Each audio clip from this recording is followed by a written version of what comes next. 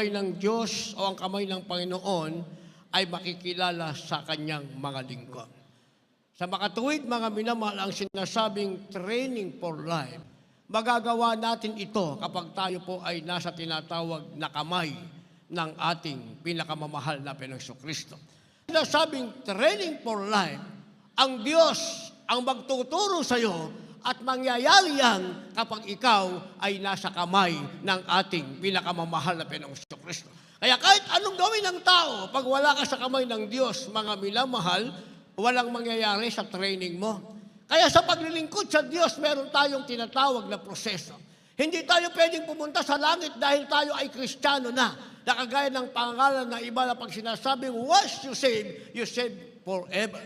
Pag tinanggap mo ang ating mahal na Panginoon bilang sarili mong Panginoon, tagapagligtas at hari ng iyong buhay, ang sasabihin, mga minamahal,